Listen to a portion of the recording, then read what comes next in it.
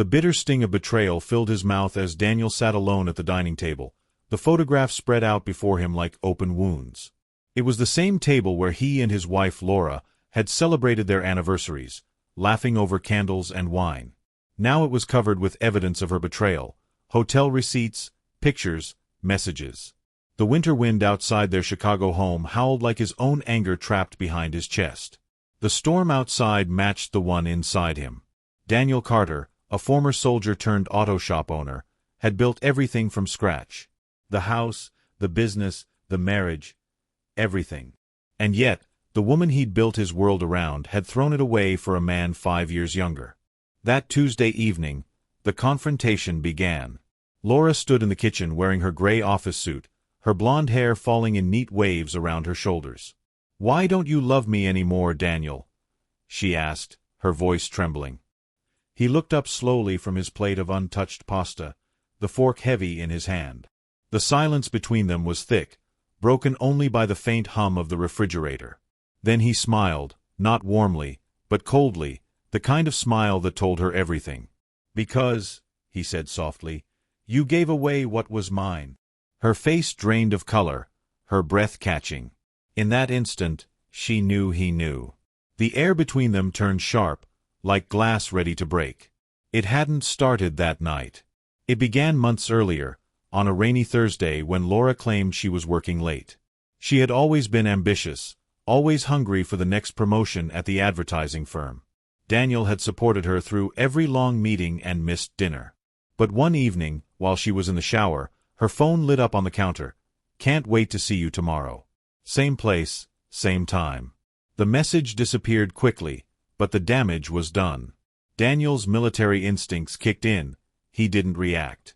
He observed, waited, gathered proof. He wanted to be sure, not angry. When he finally confronted her, he wanted every detail to stand like evidence in a courtroom. The evidence came piece by piece: restaurant receipts tucked in her purse, hotel bookings, a new perfume she never wore for him. There were whispered phone calls that ended when he walked in. And finally, the name, Ryan Lewis, 34, her colleague from a rival firm. While Daniel worked day and night expanding his business, she had been building secret moments with another man. The discovery didn't destroy him immediately. It transformed him. He became quiet, calculating. When he hired a private investigator, the truth arrived in glossy photographs and timestamps. There she was, his wife, laughing, touching hands, entering a hotel with Ryan. Each photo was a knife. Each smile a betrayal. Daniel didn't shout or break things. He waited, planned, and prepared. When the day came, he sat in the living room with a folder on the table. The house was silent except for the ticking clock. Laura came home late, her heels clicking on the wooden floor. "Why are you sitting in the dark?" she asked nervously, setting her bag down. He gestured to the chair across from him. "Sit," he said. His calmness frightened her more than anger ever could. She sat, fidgeting. He pushed the folder toward her. "Open it." She hesitated, then flipped the first page. Their wedding photo stared back at her, two smiling faces beneath flowers. Then came the photos of her affair. Her lips parted. Her eyes filled. "I can explain," she whispered. "No," he said quietly. "You can't." Tears spilled down Laura's face as she stared at the photographs, her hands trembling. "It didn't mean anything, Daniel," she whispered. "It was just a mistake." Daniel leaned forward, his voice calm but cold. "A mistake," he repeated. "A mistake is burning dinner or forgetting an anniversary. What you did was a choice you made again and again." His words cut through the air like ice. Laura fell to her knees, clutching his hands. "Please, we can fix this. I'll quit my job. I'll never see him again." Daniel stood, pulling his hands free. "You already left me," he said softly. "You just didn't have the courage to say it."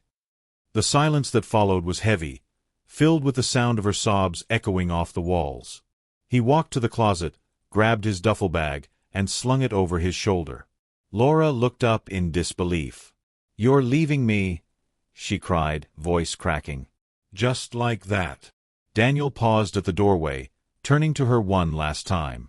No, he said quietly. You left me first. He opened the door and stepped into the cold night, the bitter wind biting at his face. The snow outside glowed under the streetlight, covering the city like a clean slate. As he walked to his car, he didn't look back. Every step felt heavy but necessary. Inside the car, his reflection in the rearview mirror looked unfamiliar, a man who had lost everything but his self-respect. Daniel booked a room at a downtown hotel. The presidential suite overlooked the frozen lake, glittering under the city lights. He lay on the bed, staring at the ceiling, waiting for the pain to break him, but instead there was only silence. No more suspicion, no more lies. Just peace. The next morning, his phone buzzed non-stop, 37 missed calls, all from Laura. He didn't answer. Her messages came in waves, apologies, anger, please. Please come home. Let's talk. Don't do this. I made a mistake. He turned the phone face down and let it ring. She was sorry, but she was sorry too late. 2 days later, Daniel met his lawyer, Mr. Wells, in a quiet cafe downtown. You have enough evidence to make this quick, the lawyer said, flipping through the folder. We can file for divorce and protect your assets. It'll be clean. Daniel nodded. I don't want revenge. I just want out. The lawyer looked at him curiously. Most men in your position want to destroy their wives. Daniel sipped his coffee and replied softly, I've already seen enough destruction in war. Later that day, as snow fell outside the cafe window, Daniel signed the first set of papers that would end his marriage. For the first time in months, he felt in control of his life again. Paragraph 10. A week passed before Laura showed up at his auto shop, her eyes swollen, her hair tied carelessly. She held a small bouquet of blue irises, his favorite flowers, the ones his mother used to grow. Please, Daniel, she whispered, standing near the garage door. 5 minutes. That's all I ask. He didn't move from his office doorway. There's nothing left to say. Mechanics nearby paused their work, sensing the tension. I know I hurt you, Laura said, tears slipping down her cheeks. But I still love you. Daniel looked at her for a long moment, his face unreadable. Love isn't supposed to feel like this, he said quietly. Go home, Laura. As she turned to leave, the smell of engine oil and regret hung heavy in the air. Days turned into weeks, and Daniel buried himself in work. The rhythmic sound of engines and tools replaced the chaos in his mind. Each repaired car, each fixed engine gave him a small sense of peace. His partner, Jason, noticed the change. You're quieter these days, Jason said one evening, wiping grease from his hands. Daniel shrugged. Noise doesn't fix anything. When the day ended, Daniel would drive home to his silent apartment, eat dinner alone, and fall asleep with the TV flickering in the background. The loneliness was sharp, but it was clean, no lies, no pretense. For the first time in months, the silence was honest. Laura's calls didn't stop. Sometimes, Daniel would wake up to a dozen missed calls, her name flashing again and again on his screen. She sent messages that alternated between apologies and anger. You can't just erase me, Daniel. Please, I'll change. You're cruel. He didn't respond to any of them. His lawyer called with updates. Laura had agreed to sign the divorce papers without contest. The process would be finalized in a few weeks. That was fast, Daniel said, surprised. She knows she can't fight the truth, Mr. Wells replied. But Daniel didn't feel victorious. He only felt empty, as if he had been walking through fire and finally reached the other side, burned, but alive. One cold morning, as Daniel opened the garage, Jason walked in with a strange look. You won't believe who's here, he said quietly. Daniel turned, expecting a client. Instead, Laura stood by the entrance, clutching her coat tightly. Her eyes were red, her voice trembling. Please, Daniel, she said softly. Just hear me out.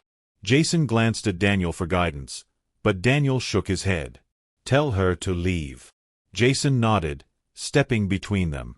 Ma'am, I think you should go. Laura's shoulders shook as she turned and walked away into the snow. Through the frosted window, Daniel watched her small figure disappear into the white, and for a fleeting second, he almost felt sorry for her. That night, Daniel's sister, Megan, called from Seattle. "So, it's really over?" she asked gently. "It's over," he replied. "Good," she said after a pause. "You deserve peace, Danny." Megan had gone through her own heartbreak years ago. She knew the cost of betrayal. "Do you ever stop thinking about it?" Daniel asked quietly. "Eventually," she said. "But the trick isn't forgetting. It's forgiving yourself for staying too long." After the call, Daniel sat by the window watching the city lights flicker. The advice echoed in his head. Maybe, he thought, forgiveness didn't have to be for Laura. It could be for himself. Weeks later, the divorce was finalized. The lawyer handed Daniel a folder.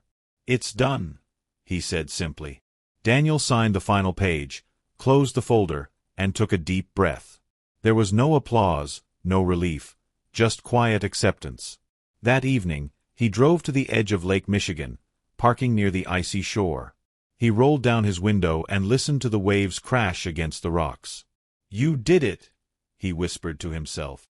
"You walked away." For the first time since everything began, Daniel felt something close to peace. Not happiness yet, but peace. 2 weeks later, Laura's mother called. "Daniel," her soft southern voice said, "I just wanted to tell you I'm sorry for what my daughter did. She told me everything." Daniel was silent, unsure what to say. "You were good to her," the older woman continued. "I wish she'd seen that sooner." "Thank you," Daniel finally said. "I hope she finds her way." After the call ended, Daniel sat in his car for a long time. Even in her apology, Laura wasn't the one reaching out, it was her mother. That told him everything he needed to know about how far gone Laura really was. Spring came to Chicago, and with it, a restlessness Daniel couldn't shake.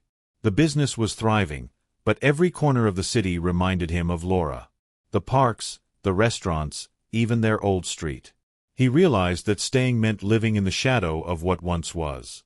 That evening, over drinks, he told Jason his plan. "I'm selling my share of the business," Daniel said.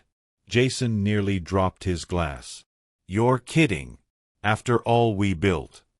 Daniel smiled faintly. "Dreams change, brother. I need a clean break." Jason stared at him for a long moment, then sighed.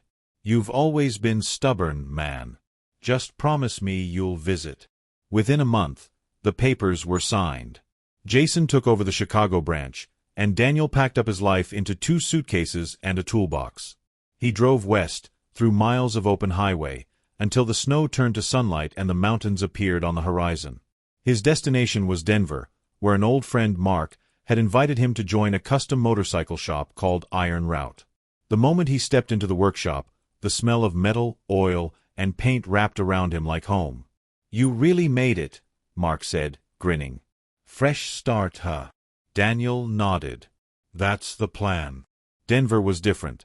Calmer, cleaner, and full of possibility. Daniel bought a small house on the edge of town, with a view of the mountains and a garage big enough for his projects. His hands stayed busy, his mind stayed clear. In the evenings, he ran through mountain trails, letting the wind cut through his thoughts. Sometimes, he'd catch himself thinking about Laura, wondering if she missed him, or if she was still trying to rebuild what she broke. But each time the thought came, he'd remind himself of something his sister had said: "Forgiveness is freedom." Slowly, he began to believe it. 3 months into his new life, a letter arrived with a familiar handwriting on the envelope. Laura. For hours, Daniel just stared at it, debating whether to open it or throw it away. Finally, he tore it open.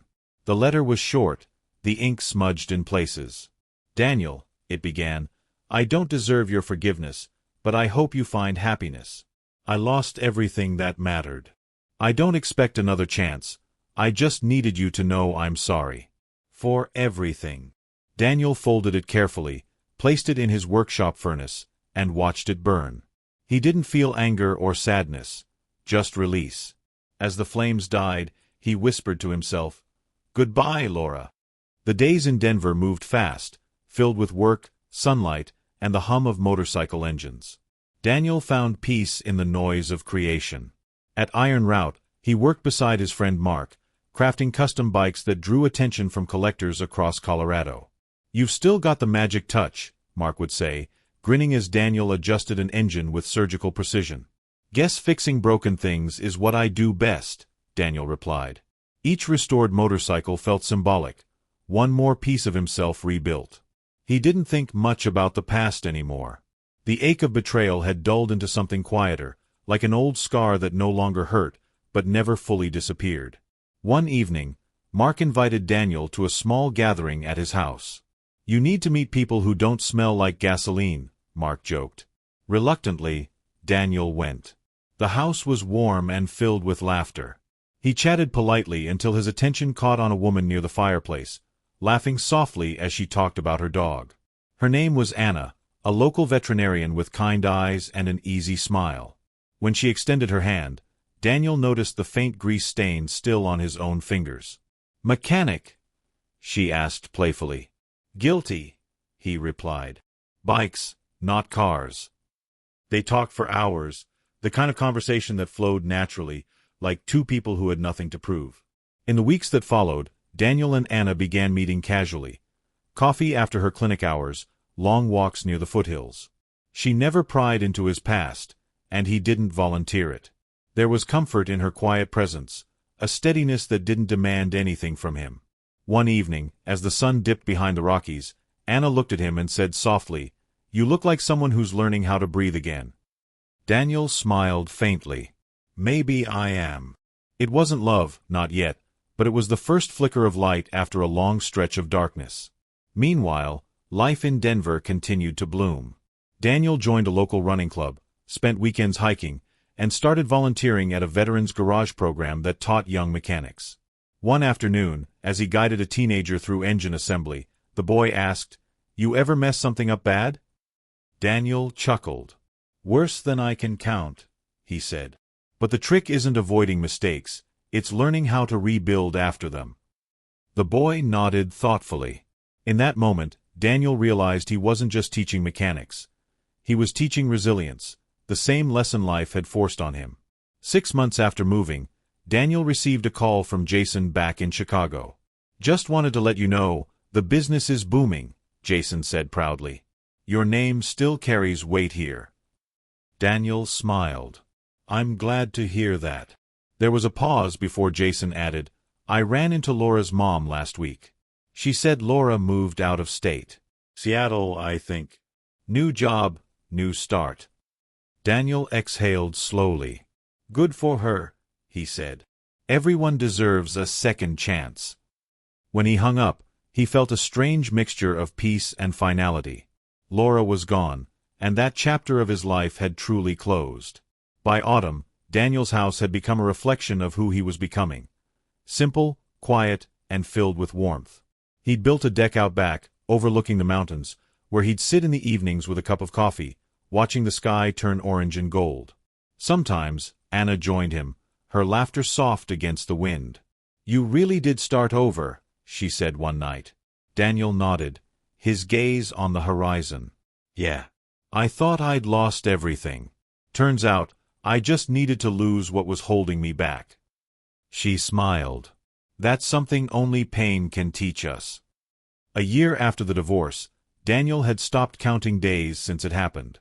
The pain had faded into memory, replaced by a quiet strength. At Iron Route, business was thriving, and Mark offered him a full partnership. "You earned this," Mark said, extending his hand. "You helped take this shop to the next level." Daniel accepted with a smile. "Feels good to build something again." Later that day, he looked around the shop, the sound of welding, the scent of oil, the laughter of co-workers, and felt truly home for the first time in years. One cold morning, while sorting through paperwork in his office, Mark knocked on the door. "You've got a visitor," he said carefully. Daniel looked up, surprised. "Who?" Mark hesitated. "A woman. Says she knows you. Looks nervous." Daniel's stomach tightened. When he stepped outside, he froze. Laura stood there, her hair shorter now, her clothes simple. The confident woman he once knew was gone, replaced by someone quieter. "Hello, Daniel," she said softly. "I didn't think you'd see me." He crossed his arms. "What are you doing here, Laura?" "I'm moving to Seattle," she began. "But before I leave, I needed to see you one last time." Daniel studied her face. There was sadness there, but also humility. "You look different," he said. "Life does that," she replied with a faint smile. "I'm not here to ask for another chance. I just wanted to thank you for how you handled everything. You could have destroyed me, but you didn't." She reached into her purse and pulled out a small velvet box.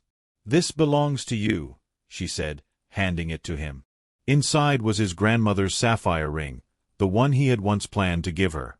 Daniel held the ring for a long moment, the blue stone glinting softly under the shop lights. "You kept it," he said quietly. "I couldn't throw it away," Laura replied, tears gathering in her eyes. "It reminded me of what I ruined." She stood straighter, her voice trembling. "I'm sorry, Daniel. Truly. And I hope you're happy." He looked at her for a long moment, then nodded. "I am," he said simply. She smiled through her tears, turned, and walked out into the Colorado sunlight. Daniel watched her go, feeling no anger, only peace. Then he slipped the ring into his desk drawer, turned back to his workbench, and whispered, "Goodbye, Laura." The next few weeks passed quietly, but something inside Daniel felt lighter after Laura's visit. There were no more unanswered questions, no more shadows following him through his days. He often thought about how life had a strange way of closing circles, how people who once broke your heart could also be the ones to set you free. Every morning, he drove to Iron Route humming along to the radio, his thoughts calm. "You look happier these days," Mark teased one afternoon. Daniel chuckled. "Guess I'm finally living instead of just surviving." For the first time, the words felt true. Anna noticed the change in him too. One evening, as they walked along a mountain trail, the sun dipping low behind the peaks, she said softly, "You've got peace in your eyes now." Daniel smiled. "Took me a while to find it." They stopped near a cliffside, watching the horizon blaze with orange and gold. Anna looked up at him. "Sometimes we have to break before we can rebuild," she whispered. Daniel nodded, taking her hand gently. "Yeah," he said. "But some things are worth rebuilding." In that quiet moment, neither of them said another word, but something unspoken began to grow between them. Work at the shop kept Daniel grounded. Orders poured in, the custom motorcycles gaining attention across Colorado. Journalists came to feature Iron Route in magazines, calling their work a blend of art and precision. When one reporter asked Daniel what motivated him, he replied, "Life's like these bikes. You can't stop the damage, but you can fix what's broken if you're patient enough." Mark laughed later. "You sound like a philosopher now." Daniel smiled. "Just a mechanic who learned the hard way." One Saturday evening, Anna invited Daniel to a dinner party with her friends. He hesitated at first, still unused to the idea of belonging somewhere new. But when he arrived, the warmth of laughter, candles, and good food eased his nerves. Someone played the guitar, and Anna's laughter filled the air. Watching her talk and smile, Daniel realized something simple but powerful. He was happy. Not the forced happiness of pretending, but the real kind that came from peace. When Anna looked across the room and caught his eyes, her smile widened, and he felt the quiet promise of something real. Months rolled by, and Daniel's home began to reflect the man he'd become. The walls he once left bare were now filled with photographs. Friends, mountain trails, sunsets, and bikes he had built with pride. The garage, once a place of escape, had turned into a space of creation. He no longer avoided memories of Chicago. Instead, he used them as reminders of how far he'd come. One evening, sitting on his deck with Anna beside him, he said softly, "I used to think losing her was the end of my story. Turns out, it was just the beginning." Anna leaned against him, smiling. "That's how real healing works."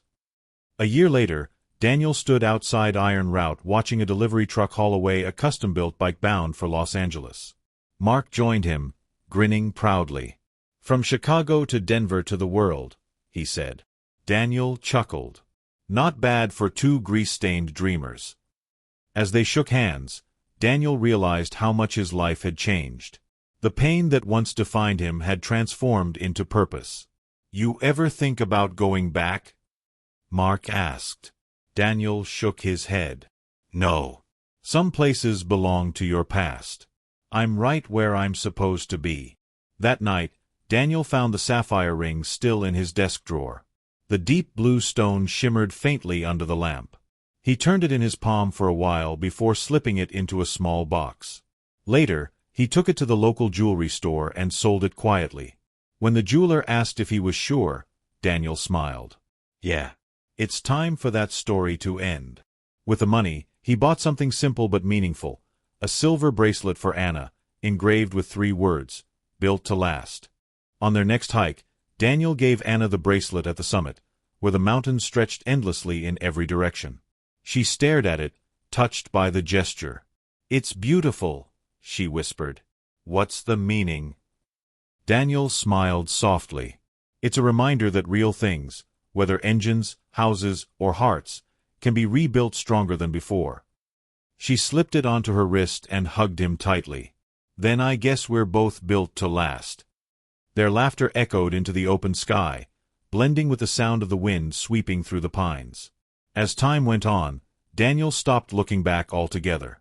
He didn't check social media for traces of Laura or revisit old memories. The past no longer had power over him. Instead, he filled his days with moments that mattered, building, laughing, creating, and loving again. His scars didn't disappear, but they became part of his story, reminders that even pain could lead to something beautiful. Sometimes, when he drove his motorcycle down the winding Colorado roads, he'd think of the man he used to be, the one sitting in that dark Chicago kitchen, and smile with gratitude. On a quiet evening under the golden glow of sunset, Daniel sat on his deck beside Anna, the mountains stretching beyond them. "You ever think about what you'd change if you could go back?" she asked softly. He thought for a moment, then shook his head. "Nothing. Every wrong turn led me here." She smiled, resting her head on his shoulder. The breeze carried the scent of pine and distant rain. Daniel looked toward the horizon, the light catching in his eyes. "Life goes on," he murmured. "Sometimes it even gets better." And as the last rays of sun faded into the dusk, Daniel knew his story, once broken, had finally found its peace.